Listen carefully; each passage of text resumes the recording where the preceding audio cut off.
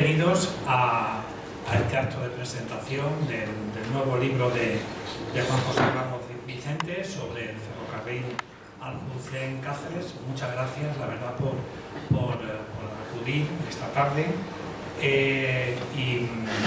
a esta presentación de un autor que ya es un gran amigo de este museo.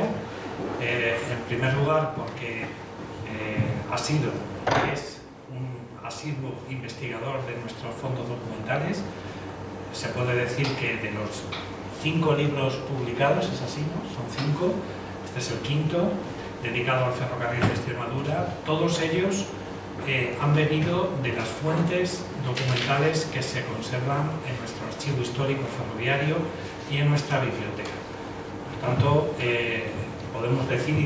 podemos constatar las horas de investigación que Juan José Ramos Vicente ha dedicado aquí en este museo.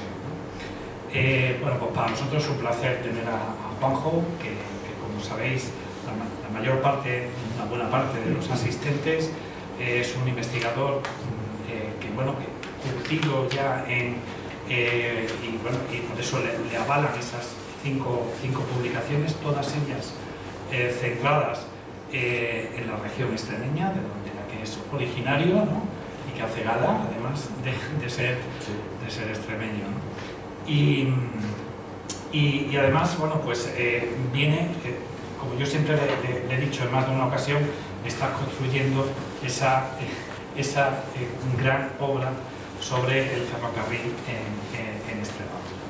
Bien, Juan José Ramos Vicente, es funcionario de Correos, ya jubilado, pero que lleva desde los años 90 dedicado a la investigación sobre la historia ferroviaria en Extremadura, y en esta ocasión nos brinda la oportunidad de dar a conocer su libro, El ferrocarril Aljucén-Cáceres, en nuestro museo.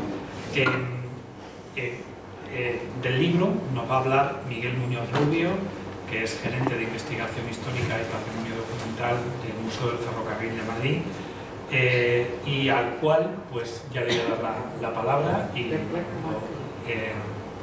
dicho, dar las gracias a todos y en especial a Juanjo por haber querido presentar el libro aquí en nuestro museo. Muchas gracias.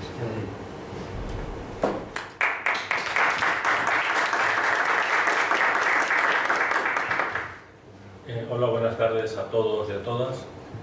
Lo primero que quiero hacer es manifestar mi agradecimiento, mi gratitud a Juanjo por haberme pedido que prologase su libro. Para mí ha sido un honor poder hacer este encargo, entre comillas, por 2 razones: una de carácter emotivo y personal, ¿no?, por la amistad que tenemos, y la otra porque me ha dado la posibilidad de conocer un trabajo riguroso del que ahora trazaré algunas cuestiones, casi en primicia, ¿no?, por decirlo de alguna manera. Como digo en el prólogo del libro, la historia de Extremadura a lo largo del siglo XIX, sobre todo a lo largo de la segunda mitad del XIX, es ciertamente paradójica, ¿no? Prácticamente como el resto del país, Extremadura experimentó a lo largo del siglo XX el crecimiento del 100% de su población, se multiplicó por 2, en definitiva. Esto fue absolutamente imposible lograrlo durante los siglos anteriores, y en este caso se consiguió multiplicando por 2 la superficie cultivable, es decir, no hubo ningún aumento de los rendimientos per cápita en la producción agraria. Pero este fenómeno, que como digo fue común al resto del país, tuvo una novedad, y es que a partir de la segunda mitad del siglo XIX contó con un sistema de transporte que anteriormente no existía, como fue el ferrocarril. No conocemos demasiado bien los tráficos que se produjeron en Extremadura durante este periodo, a pesar de la abundante y notoria investigación que hay sobre el tema, ¿no? Lo que conocemos, lo que nos indica, es que el ferrocarril, sobre todo, lo que hizo fue, por un lado, favorecer el comercio regional, el comercio interno de Extremadura, y por otro lado favorecer los procesos de urbanización tanto de la propia región como sobre todo de Madrid. Y en este sentido el ferrocarril fue, podríamos decirlo, o parece que fue, no me atrevo a confirmarlo tasativamente, pero todo apunta a que actuó como un ferrocarril colonial, es decir, extrajo riqueza de Extremadura en beneficio de Madrid, de la capital cicote en este momento, ¿no? Lo cual no permitió, en definitiva, que Extremadura pues, se industrializase, diese este salto hacia la industrialización, hacia la modernidad, según bueno, pues, lo que ocurrió en otros países de Europa y según los esquemas teóricos sobre el crecimiento económico. Bueno, precisamente para responder a esta pregunta, a estas preguntas, hacen falta trabajo como el que ha hecho. Juanjo pertenece a una noble estirpe de historiadores que se dedican a hacer historia local. La historia local ha tenido, y no lo podemos negar, un papel secundario en la historia durante mucho tiempo. Solo recientemente está siendo reconocida con la misma calidad o con la misma entidad que el resto de la historia general. La historia local lo que nos permite es conocer con bastante exactitud lo que estaba ocurriendo en cada localidad, en cada región, y por tanto contrastar si las grandes teorías generales se soportan o no se soportan. Y para poder hacer esto hacen falta historiadores, investigadores que se ocupen de estas pequeñas historias, entre comillas, porque realmente no existen pequeñas historias en ningún caso. Y esto es para mí lo primero que creo que hay que subrayar y destacar de este trabajo de Juanjo, que lo lleva manteniendo a lo largo de muchos años y en concreto este. Pero es que además, y esto también es muy importante, es un trabajo que está bien hecho, es un trabajo riguroso. Es decir, Juanjo, la lectura de este libro como de los anteriores, cualquiera puede apreciar cómo se maneja con gran precisión y con gran honestidad en los archivos, porque el trabajo de historiador exige una gran cantidad de tiempo para poder conocer la información y para poder manejarla, y eso se aprecia en el libro. Yo creo que incluso se aprecia de una manera un tanto obsesiva, en el buen sentido de la palabra, ¿no? porque escruta hasta el mínimo detalle del objeto que está estudiando. Bien, eso es un aspecto que hay que destacar, que yo realmente creo que hay que reconocerle y de cierto modo también agradecerle. Él tampoco oculta, y esto es otro aspecto que yo creo que es muy interesante en el libro, su implicación emocional o su implicación subjetiva con el objeto de estudio. Deja claro desde el primer momento que tiene un compromiso personal que va más allá del propio hecho de historiador con esta línea, que está reivindicando dos cosas. Por un lado, la historia de la línea y por otro lado, la defensa del patrimonio histórico que la línea nos ha legado, que el ferrocarril nos ha legado hasta este momento, ¿no? Y lo realmente importante es que maneja con habilidad esta aparente contradicción, ¿no? Existe, y sobre todo últimamente más que nunca, la idea de que solo se puede hacer un trabajo científico si uno está alejado del objeto del estudio. Es decir, si lo queremos decir al revés, cuanto más implicación tiene uno en el objeto del estudio, menos científico es el trabajo. Bueno, él no oculta eso, lo cual le hace merecedor de un reconocimiento por su honestidad y por su valentía, pero además resuelve esta aparente contradicción bien. Lo resuelve bien porque hace bien el estudio, hace bien los análisis y, bueno, y saca las conclusiones que tiene que sacar, sin que en ningún momento estas estén sujetas a planteamientos arbitrarios o, como vamos a decir, subjetivos.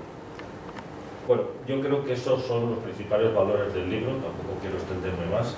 El libro está organizado, yo creo que adecuadamente. Los capítulos son claros, los contenidos de cada uno de los capítulos son claros. Su lectura nos permite conocer con más detalle lo que ha sido la historia de esta pequeña línea, entre comillas, como él dice. Yo creo que es una obra que supone una aportación muy importante para la historiografía ferroviaria española y en particular para la extremeña. Yo creo que es una obra también que puede permitir enriquecer la discusión o la reflexión que tenemos sobre el papel que tiene que desempeñar el ferrocarril en la articulación de la sociedad, en la modernización de la sociedad, en la cohesión regional. Creo que estos trabajos son más necesarios que nunca. Creo que tenemos que acudir al terreno, ¿no? Y tenemos, por tanto, que defender y apoyar toda la historia local que se está haciendo a lo largo de este país y que en el caso del ferrocarril es muy abundante, es muy notable. Por eso en el museo tenemos claro que tenemos que dar voz a todos los historiadores, ¿no? Creo que eso es fundamental.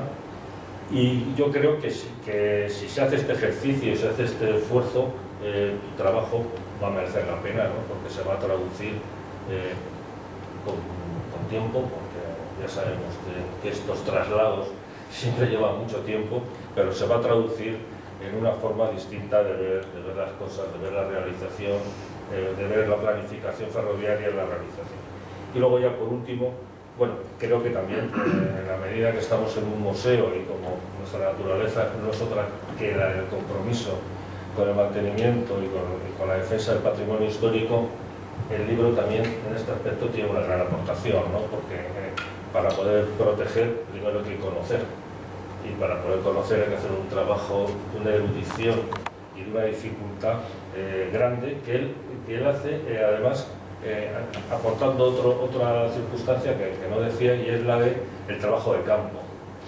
Él se patea la línea, o sea, yo creo que se la conoce de memoria, hablando con él, es capaz de contarte lo que hay en cada metro, en cada lugar, en cada estación, en qué estado está, qué historias hay, o qué historias ha habido, etc. Yo creo que tiene un conocimiento de las historias de las gentes en torno a la ciudad, en torno a la línea, que no ha contado en el libro. Estoy convencido que si lo hiciera podría escribir un segundo volumen sobre estas historias que yo creo que son muy importantes también, ¿no?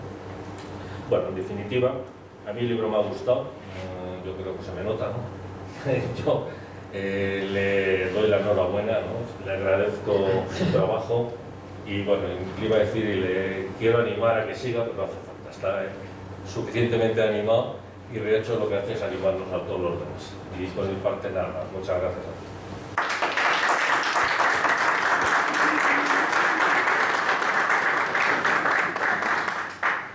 Bien, buenas tardes de nuevo. Muchísimas gracias a todos por estar aquí presentes en este pequeño acto que estamos celebrando. Para mí ha sido un orgullo y un placer que Paco y Miguel aceptaran de buen grado el hecho de poder presentar el libro aquí en la capital estatal, porque yo creo que es importante que no solamente tenga eco en mi comunidad, sino que también para aquellas personas que viven fuera de ella, en este caso por ejemplo en Madrid, y al ser la capital del territorio nacional, creo que era meritorio poder hacer aquí este tipo de actos, ¿no? Creo que merece la pena hacerlo.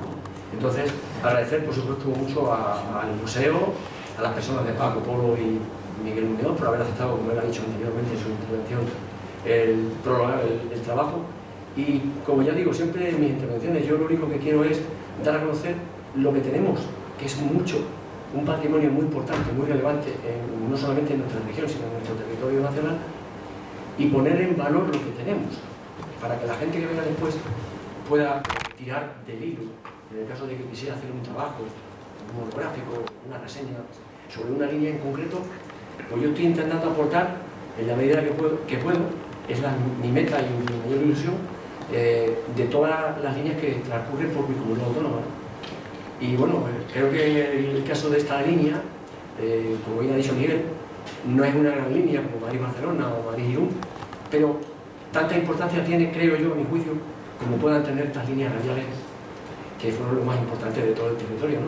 Porque a nosotros concretamente nos permitió unir la zona alta de Extremadura con la zona baja, ya que desgraciadamente no hubo ningún proyecto que se llevara a cabo para unir las dos capitales provinciales, que son Badajoz y Cáceres. Nunca se llevó a ningún tipo de fin esos proyectos o esos estudios. Bueno, pues en este caso, bien atendiendo intereses económicos o otro tipo de intereses, se conectaron las dos capitales a través de Mérida. En este caso, por la Alcocer, ¿no? Que sería el punto de enlace de las dos líneas, tanto la línea de Madrid y Alcántara, o Madrid-Lisboa, por la parte norte de Extremadura, como por la parte sur, entre Puerto Llano y Badajoz. Entonces, bueno, digamos que sería, eso siempre lo digo, el ramal de Alcocer-Cáceres ha sido el germen de lo que para nosotros se convirtió en uno de los mayores ejes ferroviarios más importantes de España. Me refiero en la zona suroccidental, o la occidental, la zona occidental, que ha unido Galicia con Asturias, por una parte, vertebrando Castilla y León, Extremadura y luego, por supuesto, Andalucía, ¿no? Que a fin de cuentas lo que se trataba era de unir el norte y el sur sin pasar por Madrid. Porque como ya todos sabemos, desgraciadamente cuando se hace la red ferroviaria a mediados del siglo XIX, pues se utiliza un carácter radial. Dado que la capital estatal está en el centro del territorio, pues los ingenieros de turno pues, tienen a bien pues, hacer una traza ferroviaria siguiendo los patrones carreteros, como bien digo, y claro, esto ha perjudicado un poco a la periferia. A Madrid le va a venir muy bien, refiero a la provincia, pero ha soslayado un poquito, sobre todo en la zona occidental del territorio, como sabemos, y gracias precisamente a la famosa Vía de la Plata, que unió Gijón con Sevilla en su momento, y que desgraciadamente fue clausurada en el año 85, pues al no tener comunicación, pues estamos un poco ahí perdidos de la mano de Dios, ¿no? Pero bueno, uno de los motivos que me han movido a llevar a cabo este trabajo ha sido dar a conocer todas las líneas férreas que han confluido y confluyen en Extremadura, como he dicho anteriormente.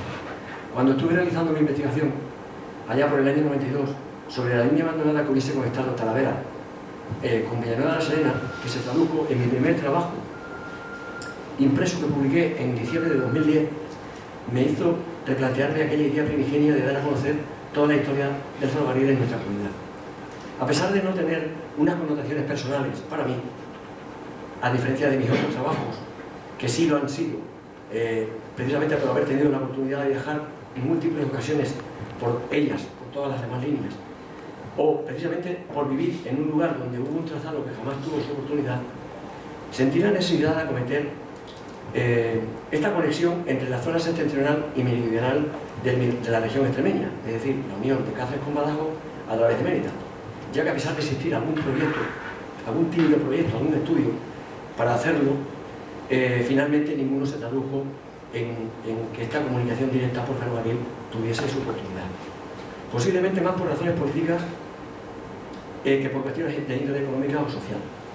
El motivo era que tenía la sensación de que faltaba algo para completar ese capítulo del ferrocarril en mi tierra, que precisamente fue, como he dicho anteriormente, el germen del transcurrido del tiempo se convertiría en una de las líneas férreas más importantes que ha habido en España, con excepción, por supuesto, de carácter radial, que comunicaron el norte y el sur del territorio nacional, paralelamente a la frontera portuguesa, ¿no?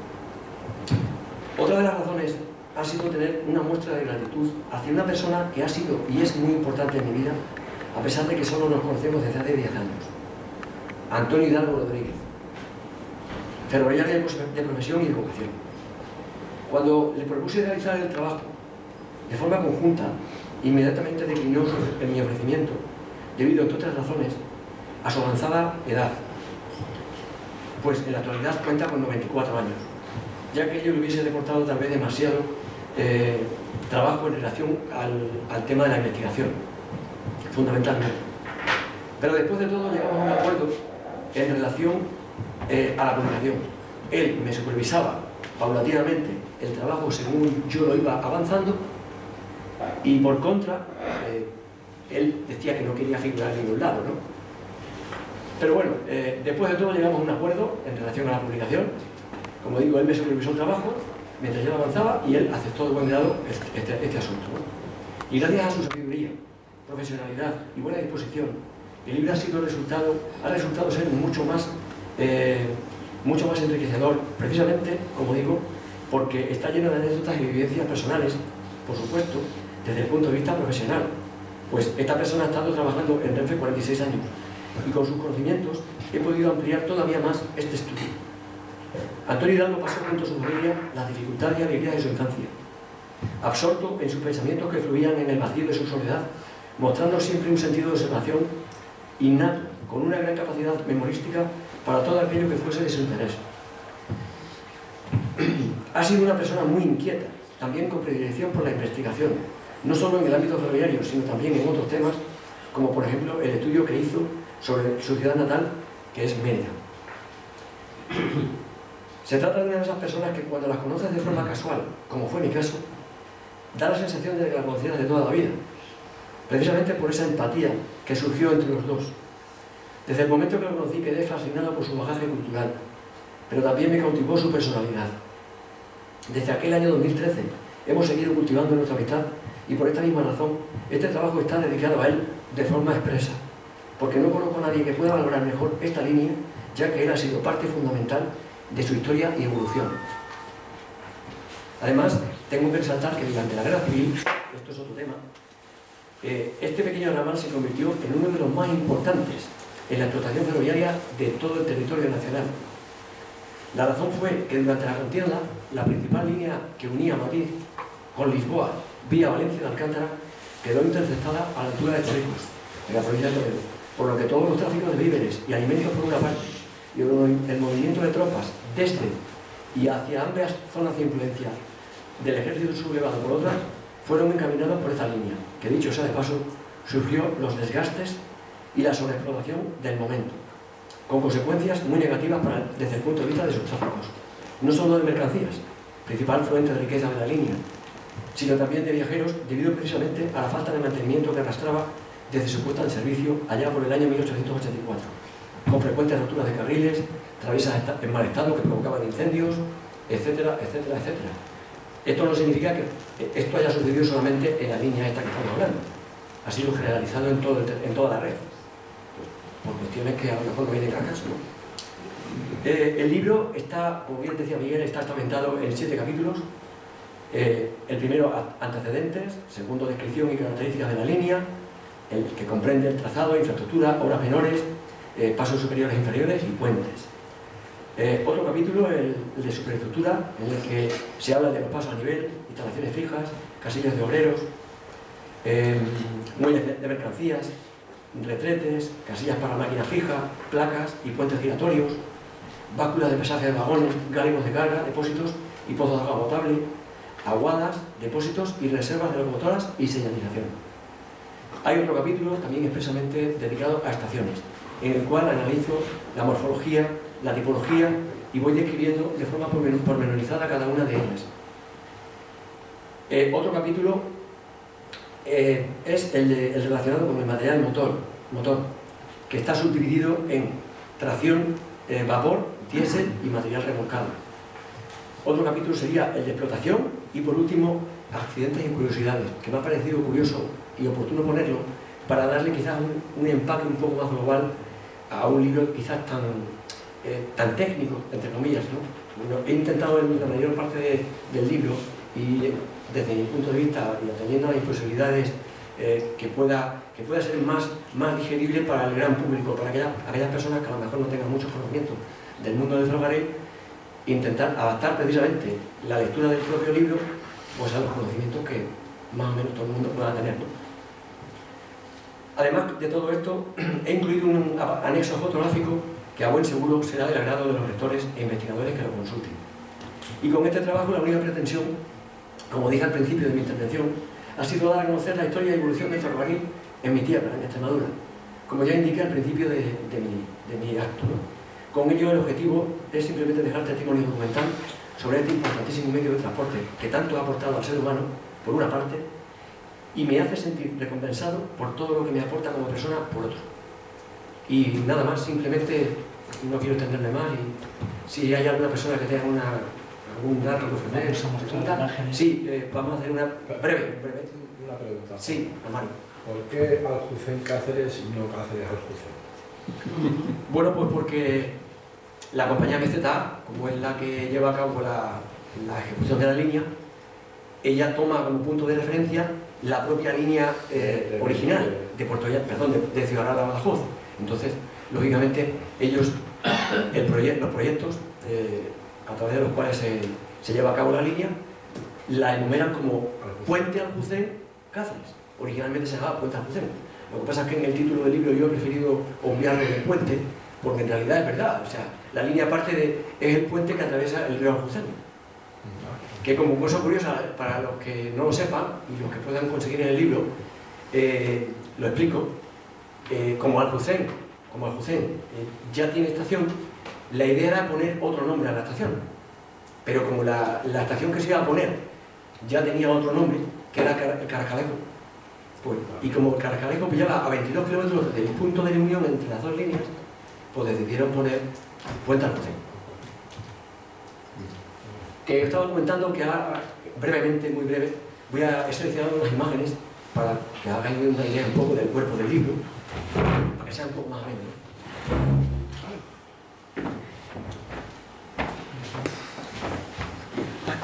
Paco, es que abre el Kingston, donde pone Kingston, ábrelo.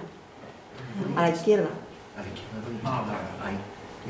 Y ahí, empiezas ahí, dale, no, abajo, en la primera. No pasa nada. Bueno, esa es la portada y la contraportada del libro, para los que no lo sepan. Como veis, tiene una breve solapilla, en la que hay una reseña biográfica, un poco así más o menos. Es que yo no me puedo levantar. Bueno, este es el perfil de vía. Si os dais cuenta, a diferencia de otras líneas en nuestro territorio, no presenta muchas dificultades geográficas, porque prácticamente, salvo el puerto de la Mezquita, que es el que hace, digamos, la divisoria entre el río Guadiana y el río Salor, o el río Tajo, las dos vertientes, salvo ese punto, el resto de la línea es una línea muy suave, desde el punto de vista de la propagación, no presenta ningún tipo de problema, no ha habido accidentes graves, como en otras líneas, por ejemplo, como sucedió en Alcorcón de Córdoba, por decir un ejemplo, o en la Media Sevilla. Y bueno, la línea tiene solamente 66 kilómetros, un ramal pequeño, como digo, y la razón de hacer el ramal este era que MZA lo que quiso es atraer la exportación o el trasiego y transporte de los fosfatos de Cáceres, de las minas de Aldemoret, que era, en su día fue el punto más importante de los fosfatos en nuestro territorio.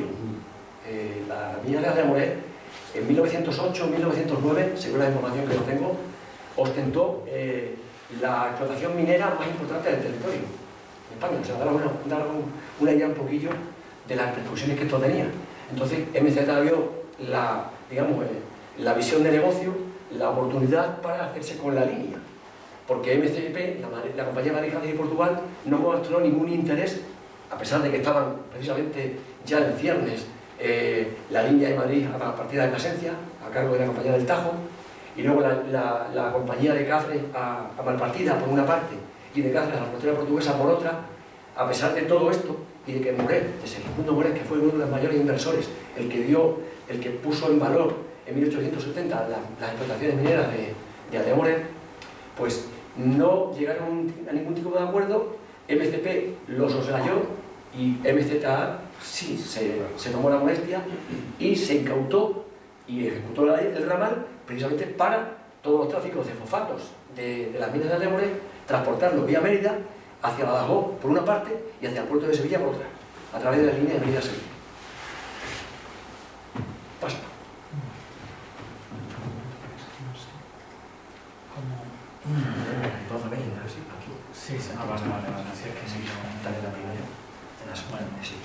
Bueno, esto es la planta vista desde arriba del trazado de la línea. Si os dais cuenta, esta sería la línea que viene de Ciudad Real. Estaríamos aquí en Mérida, pasado Mérida, aparece la línea que va a Sevilla, y si tiramos un poquito más adelante, a unos 7 kilómetros, es donde se bifurcaría la línea nuestra, es decir, la línea que va a Badajoz, de Ciudad Real a Badajoz, y justamente en este punto, el Puente Aljucén, como bien aparece aquí, aparece ya en planta de la línea. Como he dicho, un trazado prácticamente llano, no presenta ninguna dificultad, se hizo muy pronto, no se tardó prácticamente nada en ejecutar, porque claro, también les corría prisa a ellos. precisamente por lo que he dicho antes. Sí. Bueno, esta es una de las obras más importantes de la línea. Es el puente original sobre el río Aljucén. Es un tramo metálico, como era la generalidad en toda la red ferroviaria española. Y aquí, si os dais cuenta, aparecen ya eliminados partes de los pilares de sustentación del puente, porque lo que se está haciendo en este caso es sustituir el tramo metálico original, dadas las dificultades que tenía de mantenimiento. Según la instrucción de puente de 1925, lo que se hace es ir paulatinamente sustituyendo todos los tramos metálicos en toda la red. Y en este caso lo que se está haciendo es preparar el basamento para ubicar un nuevo puente de hormigón, que es el que posteriormente se hizo. Al final del puente, ¿esa es la estación de Valduerna? No. Al final del puente estaría la casilla del jefe de vía y obras, y justamente pasado este puente se bifurca la línea. Una, la que va a Cáceres, que la primera estación es la del Carcalejo. De Puente Aljucén. Claro, es que esto es viniendo de Ciudad Real, y eso yendo hacia Badajoz. Y este es el puente que se sustituyó al que hemos visto anteriormente. Lo que se ha hecho es retirar los tableros metálicos, se han dejado los pilares de sustentación originales, se les han reforzado, y parte de la estructura metálica que había en el puente original se aprovechó para encofrar el nuevo puente. Si os dais cuenta, son arcos rebajados, muy bien construidos, por cierto. Sí, más. Bien, este es el puente original sobre el arroyo Valdecondes.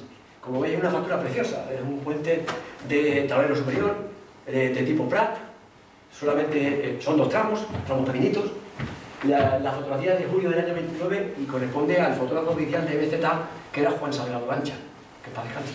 Ese señor era el que se dedicaba a ir por toda la red de MZ documentando las obras de remodelación, etcétera, etcétera. Sí. Y ese es el nuevo puente, el actual puente del arroyo Valdecondes. Lo único que se conserva, si os dais cuenta, son los pilares originales. De aquí para abajo, ¿qué pasó? Que como estamos hablando de un puente de tablero inferior, lo que se ha hecho, o de tablero superior, lo que se ha hecho es suplementar con hormigón el pilar original de cantería para poder tener la misma cota que seguía el puente original. Aquel edificio que se ve allá al fondo es lo que se llama la caseta de la bomba. Los ferroviarios saben lo que es. Para suministrar agua a las locomotoras se notaba de este tipo de edificaciones con unos motorcitos para sacar agua de los cauces más próximos y abastecer a las locomotoras de agua.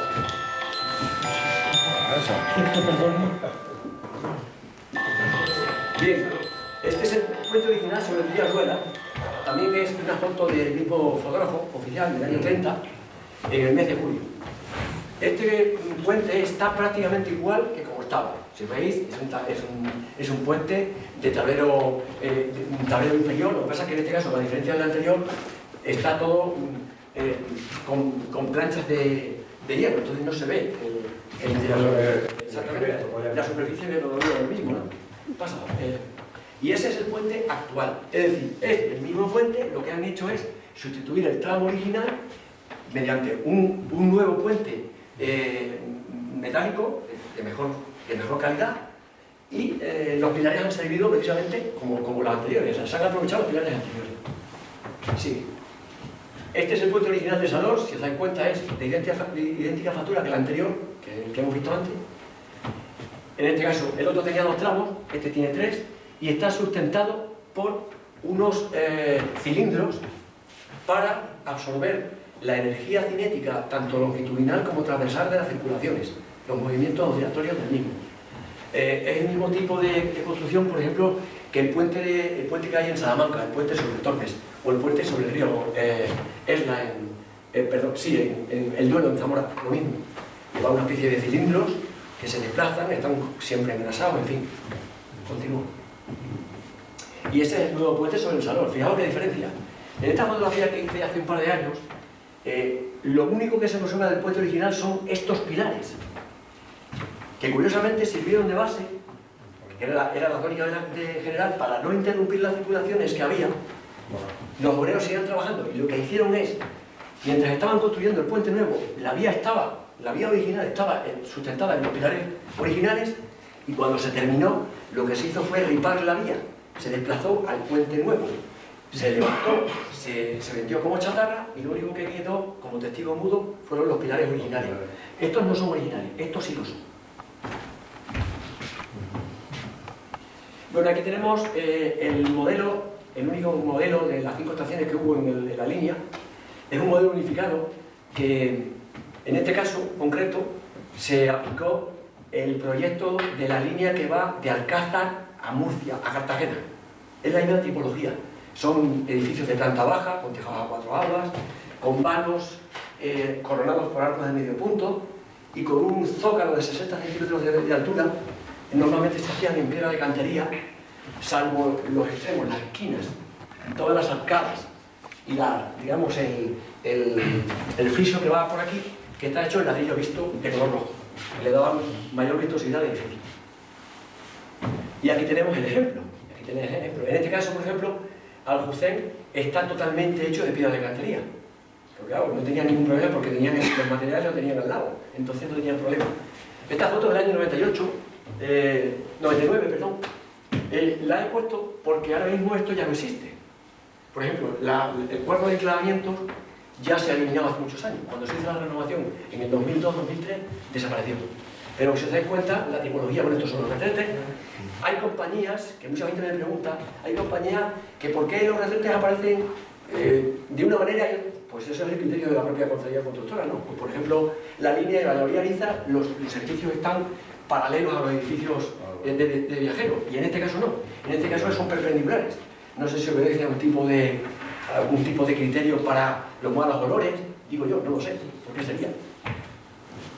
Bueno, este edificio es curioso, mucha gente me ha preguntado.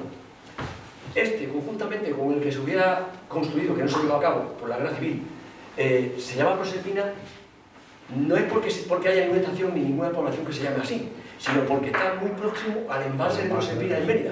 Entonces, como entre Aljucén y el Canascalejo la distancia era considerable, a efectos de explotación, en este caso, durante la guerra civil, en el año 37, el teniente coronel de la Quinta de Jefatura de Badajoz propone a MZ la ejecución de 2 apartaderos, uno en este punto para los cruces de los trenes, militares sobre todo, y en lo que se llamaría el puerto de la Mezquita, el edificio hubiera sido exactamente igual, salvo que al final no se llevó a cabo. Efectivamente, ahí en el libro lo pongo, el proyecto de ampliación, no solamente de mayor dotación, sino una segunda planta, que no se llevó a cabo. El proyecto comprendía una planta idéntica a esta encima. En esta estación estuvo mucho tiempo el señor Antonio, que he comentado antes, Antonio Hidalgo, viviendo, el hombre. Y este señor es él al poco de jubilarse. Esta estación es curiosísima. No tiene nada que ver con el proyecto original de la que hemos visto anteriormente. Es la estación de Valduerna. Y es el modelo que se aplicó en la estación del Alamillo, en la estación de Navidad Fontanosas, en el Quintillo, en todas las estaciones de la línea de Celar-Badajoz. Curiosamente, para que veáis la diferencia, es la única estación con 2 plantas. En toda la línea, salvo Cáceres, el resto de estaciones son todas de planta baja, planta única. En este caso no sabemos a qué obedece este criterio, yo nunca lo he podido averiguar. Este edificio no existe desde el año 90. Está arriba. No existe, no hay nada, cero, no hay ni andén ya. En origen, por aquí, por esto que ahora mismo está verde, bueno, estaba, pues la foto es del año 78, ahí había una vía para hacer el cruce, porque aunque siempre tuvo categoría de apeadero o apartadero, se le dotaron durante la guerra civil, se le amplió a todas las estaciones de la línea, dado el tráfico tan grande que tuvo entre el año 37 y el año 39, lo que se hizo fue dotarles de una tercera vía, además de las que tenían ya, que cuando acabó la guerra, pues claro, ya fueron retiradas muchas de ellas, ¿no? Y en este caso, esta fue una de ellas, y lo único que se hizo fue rellenar el hueco que tenía la vía original. Bueno, aquí tenéis una foto muy curiosa que me pasó un paisano, Paco López, el presidente de la AMAN, Asociación de Minas Ayamorer. Si os dais cuenta, fijaos cómo estaba lo que es la explotación minera de Ayamorer, la fábrica de superfosfatos, las naves, a cargo, corría todo a cargo de la compañía de Unión de Explosivos Río Tinto, que fue con la que se quedó. Antes era Unión Española de Explosivos. Unión Española de Explosivos, pero después se quedó con ella Explosivos Río Tinto. Y bueno, esto es, tú lo conoces bien, Juan Mari, este es el lavadero donde se lavaba el mineral, según me contaba Paco, en fin. Se lavaba el material. Exactamente. Y esto que se ve aquí es la estación de Aldeamoré, que tuvo, que tampoco existe ya. Si os dais cuenta, la tipología no tiene nada que ver con la línea esta, porque esta era MCP. Eran todas las típicas estaciones que hay, por ejemplo, en la línea de Almorchón a Córdoba, es el mismo modelo. Aquí tenéis los poblados, los distintos poblados que había. Justamente ahí. La línea, ¿no se ve la línea de Cáceres al Alcucén? Sí, esa está. Esa ya la vendedor para allá. Sí, sí. Ah, pues está justamente detrás. Sí, mira, en la bifurcación. ese terraplén que se ve ahí. La aguja, sí, exacto. Esa es la aguja, esa es la casilla 53, que ya no queda nada. Pues ese terraplén que se ve ahí, según me contaba Paco López, ese terraplén que se ve ahí son los restos de la mina que había. De la vía. De la vía, una vía que se puso de 75 centímetros para traer el mineral al Torrejón, o sea, para el Torreón, o mina San Salvador. En la mina San Salvador. Y luego más hacia atrás estaba la mina. Sí, pero es que eso desapareció en 1905, cuando se hace la remodelación, eso desapareció. Porque claro, lo que se hizo fue, un poquito más para acá, está el paso superior que hay en el kilómetro 62-622, ¿sabes? Entonces se eliminó, esa explotación se eliminó. En 1905 dejó de funcionar. Pero bueno, estaba en pleno rendimiento, ¿no? Esta fotografía, según me dijo Paco, creo que es del año 54 o 55. No estoy seguro. No, bueno, es posterior. ¿Posterior? Porque en el 57 es cuando se empieza a hacer el embarcadero. El embarcadero, sí. Que luego se quema, como tú sabes. No se quema, ¿no? O sea, se hunde. Sí. El embarcadero según se estaba haciendo. Y fue en el 57 el 57. que yo nací. Sí, no, me lo ha dicho antes debe ser del 58. O sea, el 58 o el 59, vamos. Pero a los 60 no lleva. Eso sí me lo dijo Paco López. Sí.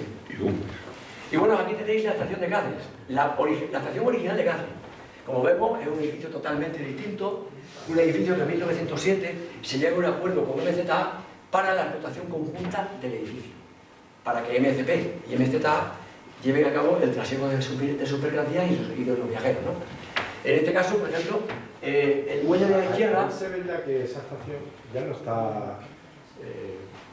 que ya debe estar la estación nueva. No, la estación nueva está aquí. Sí, pero ¿Es no eso? creo que allá, en ese momento ya no tenía servicio esta estación. No, esta foto es del año 68, 69, Claro, sí, tengo entendido. Sí. Y la estación, como tú sabes, Pues se ve allí, se inauguró el 24 de marzo del allí. 63, la nueva, entonces ya estaba, hacía mucho tiempo que estaba. Y de hecho, en el 72 es cuando se establece allí el mercado. El mercado se lleva aquí. Esto actualmente es un polígono que se llama Los Fratres, está todo urbanizado, Y la feria. Y la feria posterior. La feria de... Bueno, pues si os dais cuenta, este es el muelle de MCP y ese es el muelle de MZA. Porque claro, cada una, el acuerdo que llegan es que, vale, explotamos conjuntamente la estación, pero cada uno con sus servicios. O sea, tú con los tuyos y yo con los míos. Aquí en este caso, como sabéis, ya, aunque estaba fuera de servicio, todavía estaba el ramal de Arroyo aquí. Sí. ¿Sabes?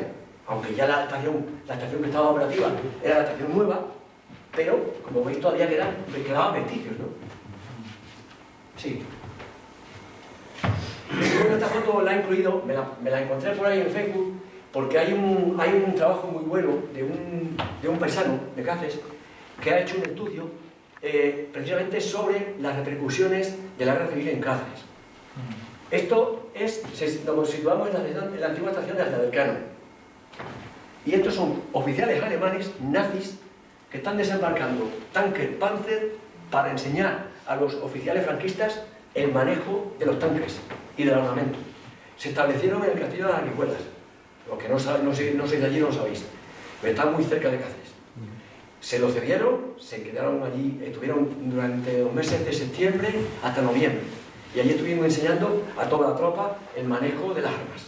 Entonces, ese momento, mediante un sistema, digamos, secreto, ellos salen de Hamburgo por barco, sin que nadie lo sepa, porque ya sabemos todos que, digamos que Hitler firma un pacto de no intervención en la guerra civil con Franco. Mentira. Eso era sobre el papel, pero la realidad fue que sí apoyó. La prueba está bien clara. Entonces, para dotarle de armamento suficiente y adiestrarles en el asunto, desembarcan en Aldea del Cano y durante esos meses pues están adiestrando. Luego el mando principal del destacamento fueron 257 oficiales, pero entre oficiales y soldados, esa era la tropa que se quedó en las garrijuelas, tanto en de arriba como en de abajo. También iban a cárceles. Hay una anécdota, que tú sabes, los oficiales que vienen se ponen tibios con una moto y el sidecar, y allá hasta no hace mucho tiempo había una placa en la calle, que está en la avenida Alemania, aquí tuvieron un lugar, murieron no sé quién y no sé cuántos, ¿no? Porque iban preparados. Entonces estaba el campo de aviación. Exactamente, luego el cambio de aviación, que estaba hecho una porquería, en 1912, que cuando se hace el cambio de aviación en Cáceres, durante la guerra civil en el 36, tanto Franco, que estuvo hospedado en el Palacio de los Provincias de Arriba durante un mes y medio, entre septiembre del 36 hasta finales de octubre del 37, pues lo que hace es, manda automáticamente que preparen el campo de aviación, porque aquello no podían aterrizar los aviones, estaba fatal. Entonces, ya sabéis que uno de sus más importantes generales hacía vuelos a Sevilla todos los días, iba por la mañana, venía por la tarde, para supervisar, estar en contacto con Gonzalo de Pueyrredón, el virrey de Franco, como se llama vulgarmente, a Gonzalo de Pueyrredón, y claro, lógicamente los aviones tenían muchos problemas, entonces vamos a compactar, y se compactó con presos. El campo de aviación de Cáceres lo hicieron los presos, tanto comunistas, presos políticos, republicanos y soldados que les habían cogido, ¿no? Porque a diferencia de Badajoz, que tardó mucho en sublevarse, digamos, como así, ¿no? Era fiel al régimen republicano, Cáceres enseguida facilitó la entrada de los falangistas y de los franquistas para seguir en su avance hacia Toledo, porque esa era la idea, ¿no? Franco se queda allí para, digamos, para irradiar, permitir o coordinar los ataques para la continuación de la zona de Sevilla, todo el subvaso desde África a través de Sevilla y así, por Extremadura, para, digamos, reconquistar Toledo mediante Santolaya, porque Santolaya hubo una buena batalla.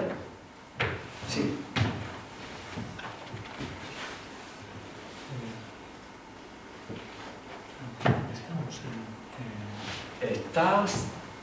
Estás aquí, eso es, sí. 18. Sí, no te sale aquí. No te sale tampoco, pues. Esta es la 17. Exacto. 17, ¿no? Algo motor. Pues he hecho una selección. Es una de las pocas fotos. Afortunadamente, está conseguida aquí en el museo, en la fototeca.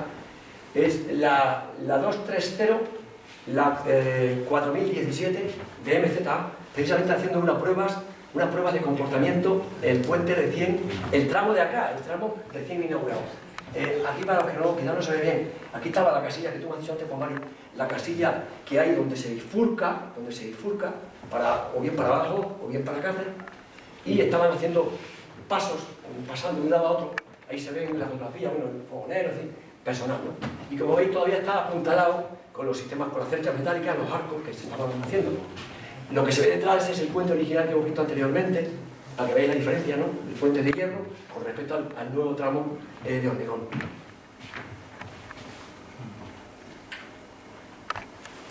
Y bueno, esto es una selección, las típicas, ¿no? Este es el correo, el Madrid-Badajoz por Cáceres, esto es la estación de Cáceres, una fotografía de Paco Zavala del año 86, como veis, bueno, el típico furgón de correos de mi casa, seguido cerrando la composición con un J, como era la costumbre por entonces por Renfe. ¿Verdad, Fernando? Sigue. Bueno, esa foto la hice hace un par de años, precisamente en el puente, como veis, sobre el salón, que es la contraportada del libro, porque me dijeron que era una foto muy bonita, que estaba bien. La selección es el Intercity, el tango, que hace el servicio a Badajoz-Madrid en este caso. Y arriba lo pongo, Era porque no podía con los coches. No es por esa la razón. Ya lo sé. La razón es porque las máquinas Se quedaba bien. están dando muchos problemas porque ya tienen muchos kilómetros. Entonces, para prevenir ese tipo de incidentes, pues dotaron de dos. Porque vamos, con 8 coches va sobrado. Y no pusieron una tercera de milagro. Sí, el Flaco. Bueno, esta foto es un buen amigo de... Esa es más vieja. Sí, bueno, esta es del año 2004. Él, precisamente en mi servicio, está en el 42 Badajoz, Madrid, precisamente por el puerto de la Mezquita. Esa es la divisoria de la línea. Digamos, hacia el fondo sería Mérida y hacia acá sería Cáceres. Ahí está la sin renovar la vía. Y bueno, esta es, ahí está la sin renovar. Y esta es otra foto de un amigo de Sevilla, precisamente con el sevillano. Cuando salía de Plasencia entonces, Plasencia Sevilla, ya sabéis que una vez que se cierra la ruta de la Plata, la vía de la Plata, en el año 85 lo que se hace es que el tren que venía de Gijón se origina en Plasencia y continuará a Sevilla, porque nosotros, a diferencia de los castellanoleoneses, la Junta de Extremadura siguió sufragando los costos de mantenimiento de la parte correspondiente a la ruta de la Plata, digamos, suroeste, ¿no? No así Castilla y León, claro. Bueno, este ha sido uno de los muchos vehículos que ha tenido, el famoso 594, que por otra parte, según me han dicho los entendidos, han dado un buen resultado. Tenía muchos problemas de calentamiento, etc. Esta es la estación de Aldeia del Cano, todavía sin renovar.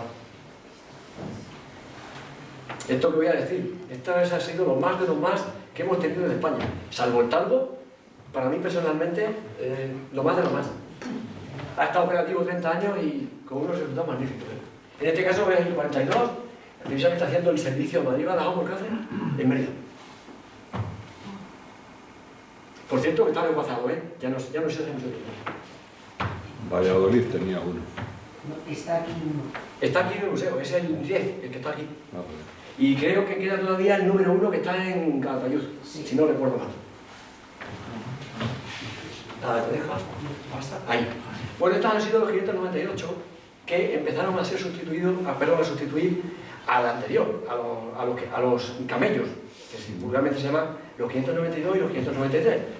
Lo que ocurre es que estos trenes son los que nos han tenido durante los últimos años tantos problemas. Porque claro, eran trenes que tenían 18 años, a todo el mundo le viene a la cabeza aquella famosa parada aquí en Torrijos, a las 4:30 de la tarde, con 40 y tantos grados, con la gente con las maletas, con los barbechos, intentando llegar a la estación porque se quemaron los motores, se quedó tirado en aquel mes de julio del año 2018, pero bueno, afortunadamente ya eso ha acabado y de hecho estos trenes aquí no los tenemos ya, aquí solo tenemos 599. Gracias a Dios. Bueno, esta es una foto que hice tú que lo conoces, Juan Mari, el nuevo acceso para quitar el paso de Santa Lucía, se ha hecho un paso inferior, precisamente, y bueno, este era el servicio que venía haciendo Badajoz Madrid, subiendo la curva de la Herradura, precisamente. Y esta ha sido una de las, bueno, la última circulación, en 93.382 Mérida Cáceres, efectuada por el ALIA, por los nuevos trenes que tenemos, que han sido remodelados, por cierto, en las matas. De las unidades que hay que están en fase de remodelación, a nosotros de momento tenemos dos, la 22 y la 17, que son las que tenemos operativas en Extremadura, y están dando bastante buen resultado. Además, yo doy fe de ello porque ya he viajado 6 veces en él y yo no he llegado ninguna vez tarde. Entonces, algo dirá, ¿no? Dilo alto. Precisamente entrando en Aldeia del Cano. Y lo digo porque es un amigo que es maquinista, porque es la última circulación por la línea. Ya no ha vuelto a haber más circulaciones y además la línea estaba de baja desde el día 16 de julio del año pasado. ¿Por ahí no va la mercancía tampoco? No, además está ripada, está cortada a 3 metros por cada parte. Por el Carrajalejo por una parte y por el Cerro de los Malos por otra. Yo tenía entendido que iban a circular mercancías por ahí. No. La línea vieja se va a desinfectar. ¿Qué sentido tiene la bifurcación de las minas hacia la herradura? Para la herradura, Juan Mari. Porque la herradura ADIF ha dado orden de que se siga explotando. Porque presenta un perfil, una pendiente mucho menor que el trazado nuevo en alta velocidad. Esa es la razón. Pero es lo único que se va a conservar de la línea de Aljucén Cáceres original, del año 84, del siglo XIX. Bueno, pues yo creo que ya está. Con esto doy por finalizada mi intervención. Reitero mi agradecimiento a los presentes y, bueno, un placer haber estado con vosotros. La herradura se ve ahí la entrada acá. Sí, Sí, esa es la herradura. esta es la herradura. Empieza en el kilómetro 61 y pico. Si en realidad quizás puedes hacer como doble herradura, pero la herradura es esta. Esto es la herradura. El trazado nuevo va por aquí, derecho, según me estabais diciendo, retoma por aquí, evita la herradura y vuelve a enlazar aquí. Entonces, Omar, lo que han hecho es, el enlace de aquí lo han conservado porque no lo van a eliminar. Es solamente lo que... Solamente eso. De los 66 kilómetros solo se van a conservar esos kilómetros. Estamos hablando de 5 kilómetros por ahí. Si hay alguna pregunta, alguna curiosidad, alguien quiere saber algo, encantado de ayudar y si puedo ser útil, aquí estamos. Pues nada, pues Muchas gracias. muchas gracias.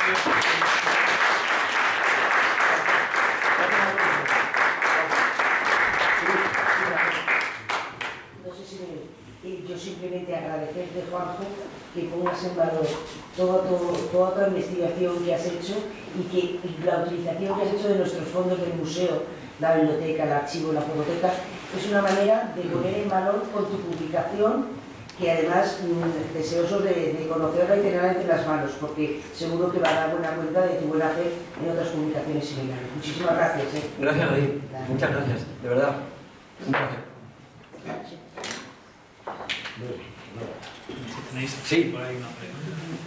No, por si acaso, como a lo mejor me tengo que marchar antes de tiempo, gracias por darme paso.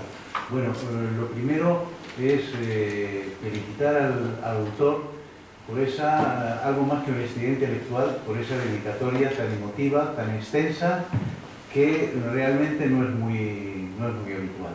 Lo cual, tanto supongo desde el punto de vista académico como sobre todo más allá de lo académico, le honra muy profundamente. Y sobre todo por potenciar esos valores humanísticos que muchas veces están ausentes de estas obras de historia ferroviaria. Y aquí siempre me viene el concepto que asumió el inolvidable señor Maristani cuando hablaba de los cuentarremachis. Es decir, personas posicionadas por los componentes técnicos o tecnológicos, pero concretamente hay unas de algo que es tan esencial y tan fundamental en la historia ferroviaria como el componente social o humano o humanístico, como queramos llamar.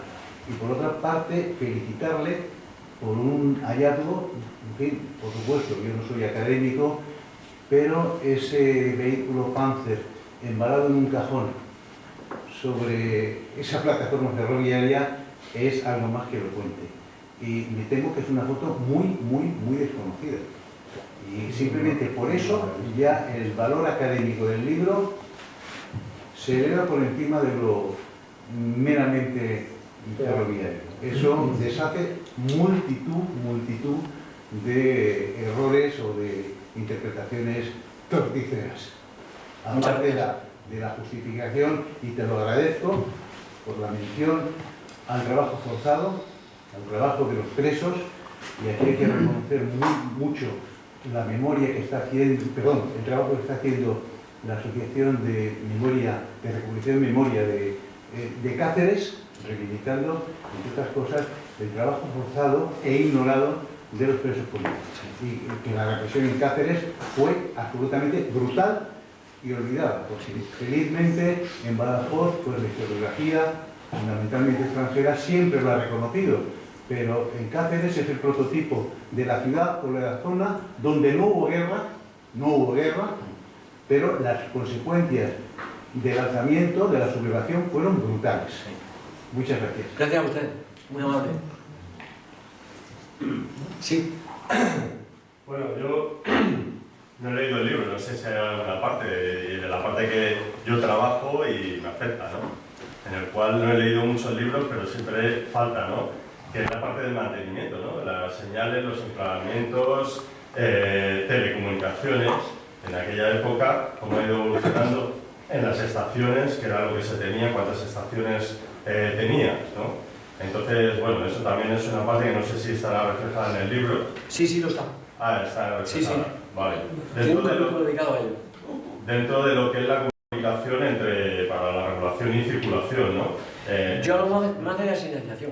¿Cómo, perdón? De la señalización. Ajá. De forma generalizada, lo que es, digamos, lo que es intrínsecamente correspondiente a la línea, en este caso. Vale. Tiene ilustraciones, tiene fotografías, que claro, tampoco es cuestión de... He hecho una selección porque es muy amplio y, bueno, si tiene la oportunidad de tener el libro, podrá usted constatar de que sí se menciona. Es parte esencial, lógicamente, yo no podía obviarlo eso, ¿no? Está claro.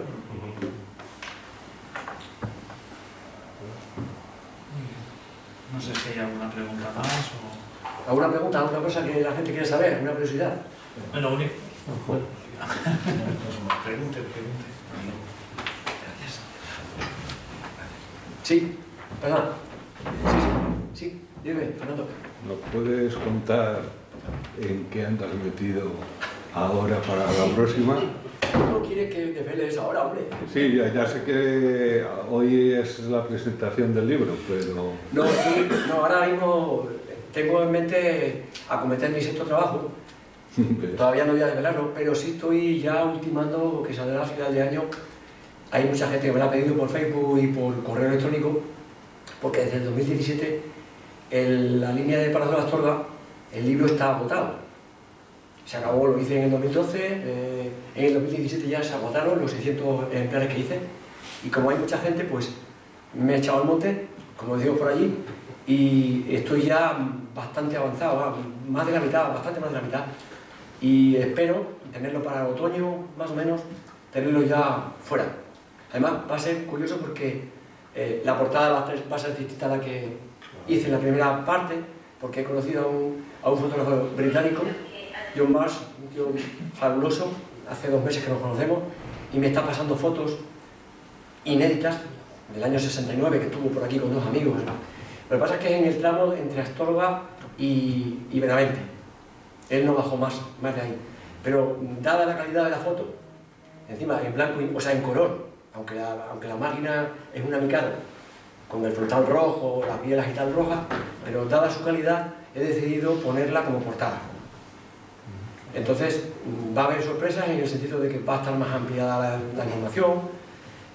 Hay lógicamente corrección de errores que yo cometí en su momento y que ahora es el momento de subsanarlos, y al mismo tiempo pues también aporto nuevas fotografías, como digo, inéditas, y simplemente ampliar un poco más el trabajo, ¿no? Aquella primera edición fueron 230 páginas, esto creo que va a tener bastante más, para completar un poco quizás, y también darle quizás un poquito más de empujón, que tanto que se está hablando últimamente de la Vía de la Plata, que por qué no se lleva a cabo, qué intereses hay para que no se ejecute, si hay intereses políticos o lo que sea.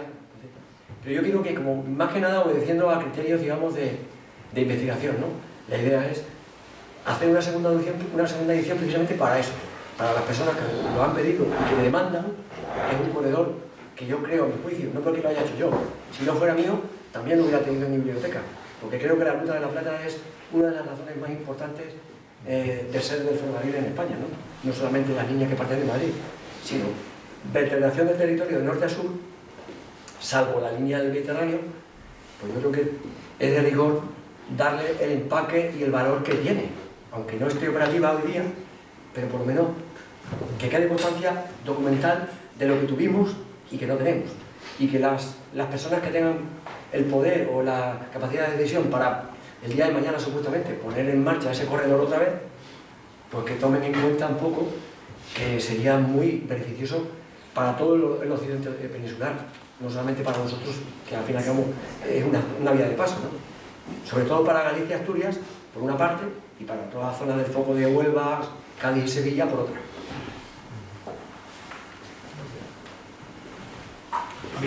Hola, sí, buenas tardes. Sí, buenas tardes. Bueno, yo soy aquí mi invitado, porque no soy ni de Renfe ni soy de Adif.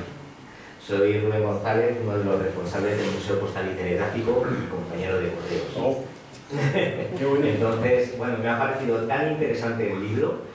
Veo que es como una breve enciclopedia de análisis geográfico histórico de la región de Extremadura, bueno, más ubicada entre Alpucerro y Cáceres, y me parece interesantísimo. Entonces, aparte de que quiero comprar un ejemplar en cuanto pueda, para que forme parte de la biblioteca de correos que está en el Museo Postal y Telegráfico. Además, es que me parece interesantísimo. Luego también me he fijado mucho en a qué va dedicado cada uno de los 7 capítulos del libro. Me parece muy interesante, ¿no? Porque se trata de varias disciplinas, ¿no? Sobre todo geografía, que yo además soy geógrafo, por eso también me interesa el libro, geografía, historia y luego muchos temas ferroviarios que, bueno, los que no somos especialistas en el tema nos va a venir fenomenal para aprender muchas cosas. Así que Muchas felicidades, Juan José, por el libro, me parece interesantísimo por todo lo que has explicado y estaré atento para comprar el ejemplar. Muchas gracias a ti.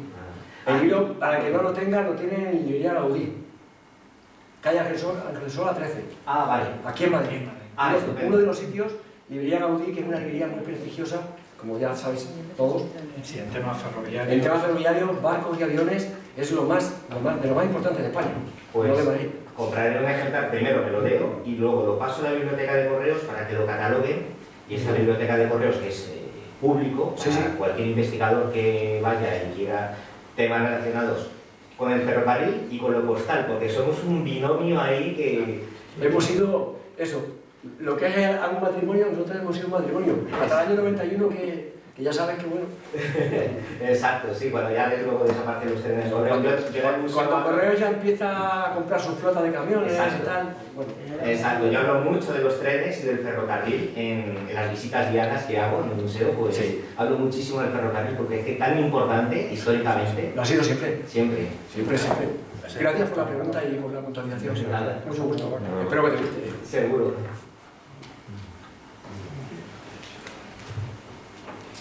Juanjo, sí. Al hilo del comentario de este señor, sí. ¿No tienes previsto sacar algo sobre el transporte postal? Pues si quieres que diga la verdad, como me lleva tanto tiempo, bueno, cada libro me ha llevado 3 años y pico de trabajo. Prefiero en un proyecto futuro. No me lo he planteado, la verdad que no me lo he planteado, pero sí, podría ser una opción. Después de estar 40 años en la casa, algo podría hacer, ¿no? Por eso, no sé. conoces la Luego empresa. el mundo se demuestra que está al revés. Porque tú tenés que haber sido ferroviario y este cartero. Es que eso son los vaivenes de la vida, ¿no? Eso es lo que tiene. Claro. Hombre, lo digo por el tema de, bueno, que soy filatélico. Ya lo sé. Y de los mejores. Bueno, tampoco está. Ya lo sé, ya, sí. Y entonces, bueno, pues me gustaría que lo pensaras. Bueno, solo te adelanto que lo pensaré. Yes. Pero de momento tengo en mente otras cosas. Sí, vale. Que me quitan más tiempo. Que le dedico más pulsión investigadora, ¿no? ¿Qué es esto? ¿Qué es el mundillo este? Todavía no. Es que esto es como una droga, Fernando. Ya. Yo lo digo siempre a las personas a los que somos aficionados a este tema. Digo, yo es que desde que tengo 7 años o 8, que es cuando me empezó a gustar esto, es como si tuvieran inyectado en venas el ferrocarril. Y aunque yo no he sido ferroviario, me hubiera gustado, aunque he visto lo visto últimamente, pues me hubiera dado muchos sinsabores, ¿no? Entonces quizás yo perciba ese mundo desde una óptica desde fuera. Más objetiva. Desde fuera, más objetiva. Porque si fuera así, bueno, yo no sé qué habría pasado ya. Porque yo en este aspecto soy muy vehemente y me gusta que las cosas sean como deben serse, ¿no? Y que se valore lo que tenemos, lo que he dicho antes. Creo que por parte de las autoridades correspondientes no se está dando el valor al ferrocarril en nuestro país como se está haciendo en Alemania o en Gran Bretaña o en otros países. Aquí, desgraciadamente, la gente, como todos tenemos prisa, queremos viajar de A a B en el menor tiempo posible, pues estamos haciendo, según dicen algunos, la mayor red de alta velocidad de Europa. Pero ¿qué pasa con la red convencional? ¿Qué pasa con las personas que viven en otras zonas que no están tan bien comunicadas como, por ejemplo, tenéis el privilegio y la suerte de estar aquí? Entonces, ¿qué pasa? Por eso digo que yo no critico. La crítica que hago es una crítica constructiva desde mi punto de vista. Es decir, la gente que tenga poder de ejecución o poder llegar a hacer algo, pues dinamizar, potenciar lo que tenemos, por lo menos no dejarlo caer, olvidar, sino que lo que tenemos, y yo lo único que estoy haciendo con estos trabajos que hago es aportar un grano de arena desde el punto de vista cultural o documental, pues para que cuando no esté lo que no va a estar, por ejemplo, esta línea, dentro de unos meses o unos años no va a estar ya, físicamente no va a estar. Porque la idea, según tengo entendido, es hacer una vía verde. Esa es la idea. Pero, ¿quién sabe? Entonces, visto que no hay otra forma... Creo que han hecho una bifurcación en Aljucén para el nuevo tren de altas prestaciones. Claro, eso es lo que te decía, la bifurcación de Carrascalejo es el nexo que va juntamente a la plataforma de la alta velocidad. Y es el tramo de vía convencional que se ha conservado, desde Aljucén hasta el Caracaleco, que son 16.900 por ahí, si no recuerdo mal, es lo único que queda de esta línea, y luego los 5 kilómetros que hay por la herradura. El resto de los 66 kilómetros va a desaparecer. Entonces, simplemente es eso, dar a conocer lo que tenemos y intentar preservarlo en la medida que se pueda. Menos mal que ha llegado a tiempo. No sé, pero si yo no quiero medallas, No, si no, yo lo único que quiero medallas, es simplemente dar a conocer lo que tenemos y aportar algo. En el futuro parece ser que esa línea se va a levantar. Sí. Ya tenemos ahí datos y... Bueno, si no os importa, si queréis seguir la conversación y demás, si no tenéis más preguntas estrictamente vinculadas con el libro, pues damos por terminado la presentación y bueno, podéis seguir charlando de lo que queráis en relación al apasionante mundo del ferrocarril. Muchas gracias a todos por vuestra asistencia y os esperamos en las próximas convocatorias. Gracias.